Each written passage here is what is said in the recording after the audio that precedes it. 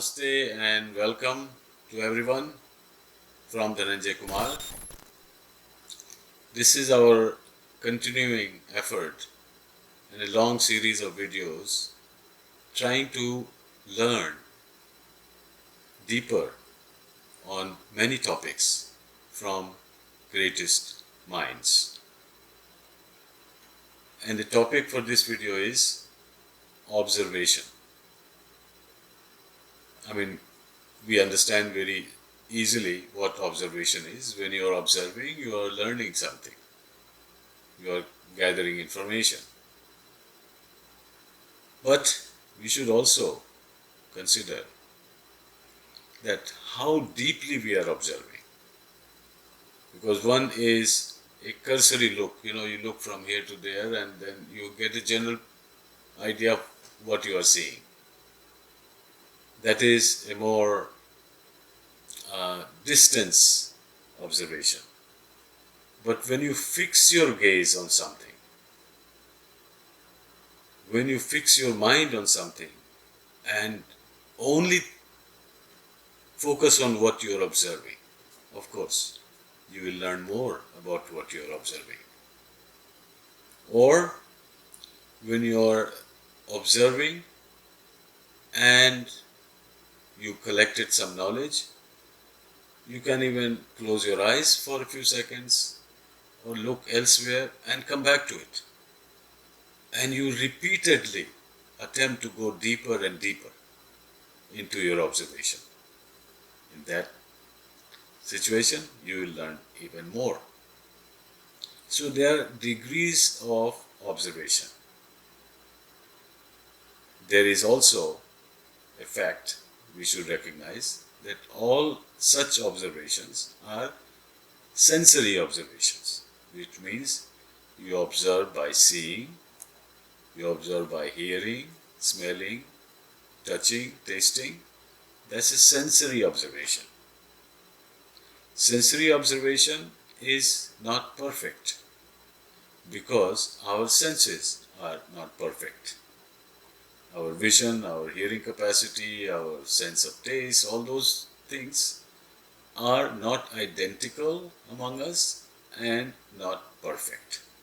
So sensory perception, observing through senses, cannot give you perfect knowledge. So sometimes we use some instruments, we use microscope, telescope, all these instruments and many others.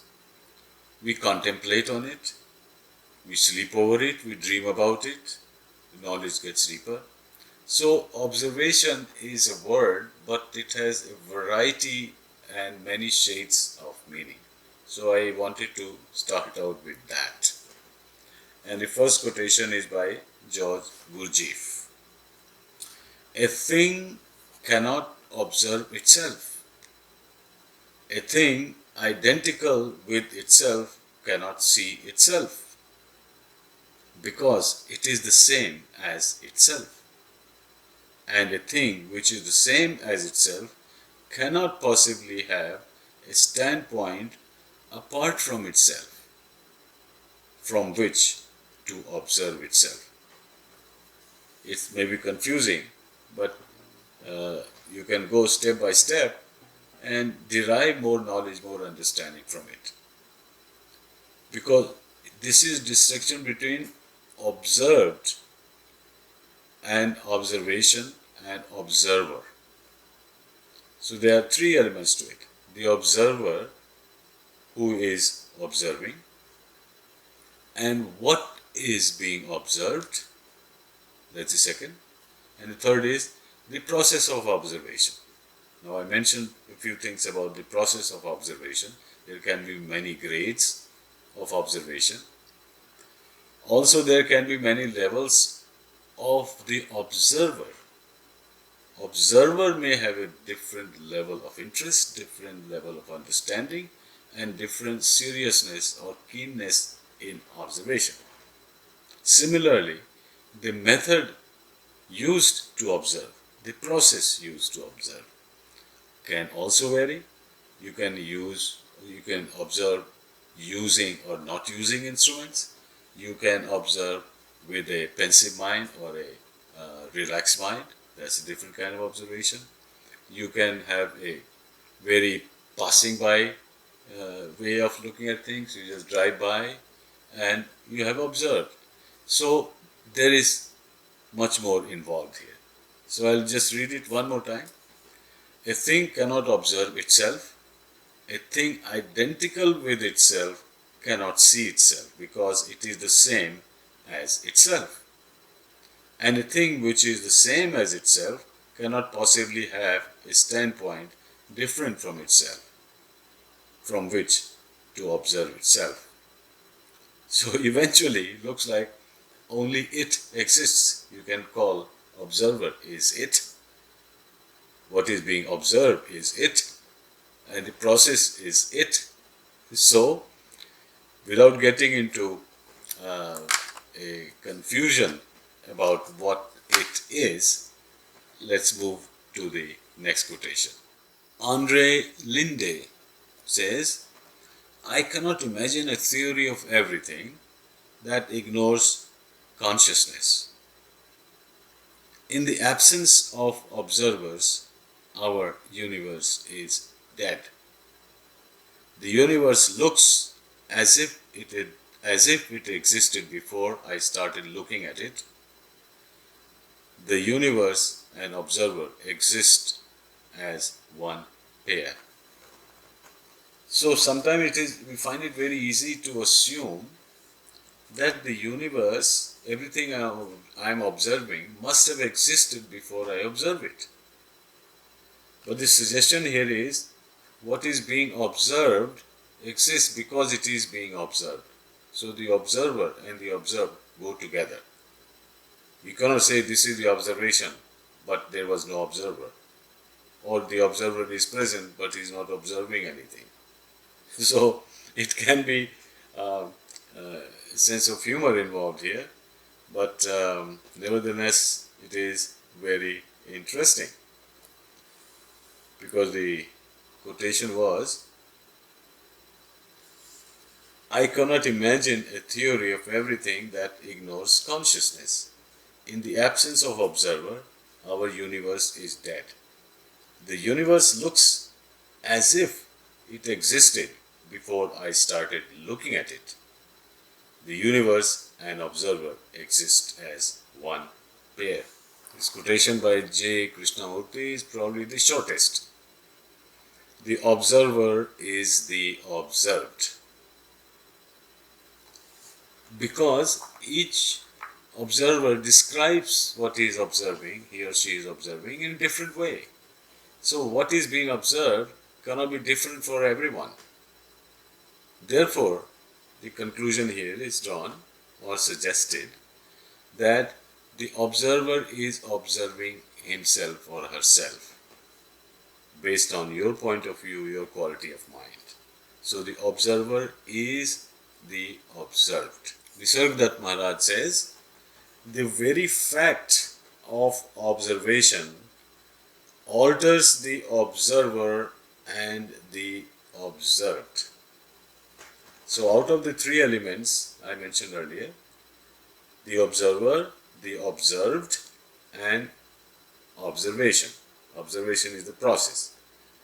Observer, the subject, observed, the object, and how the two are connecting. Observation is the process. So this quotation is focusing on the process of observation. The very fact of observation alters the observer and the observed. Because when the observed is observing or has deeply observed, something changes in the observer. His outlook, his understanding, his knowledge has changed. Therefore, he is a changed person. And what he began observing, that object, after he knows the object, what the object is to the observer and what the object means to the observer has also changed. So the observer and observer both have changed by the process of observation. That's great fun. Nick Herbert. There is no reality in the absence of observation. Because if there is no observation, how would you describe the reality unless it is observed? Or as it is observed. So observation actually creates the reality of what is being observed. Because without observation, that reality of the observed is unknown. So there is no reality in the absence of observation. Observation creates reality. Without observation, even if there is something, nobody knows, you don't know what it is. But when you have observed, you have given meaning to what that is. Now the last quotation by Gary Zukov is kind of puts together a number of quotations we just went through. So Gary Zukov is saying, what is there depends upon what we decide is there. The new physics tells us that an observer cannot observe without altering what he sees. So in the process of observation, the observer has changed the meaning of what is being observed. In the beginning it was something, but after observation, closer knowledge, that thing is not exactly what it was when you began observation. So the process of observation changes what is being observed, and it also changes the observer. So now in a nutshell, once again, what is there depends upon what we decide is there.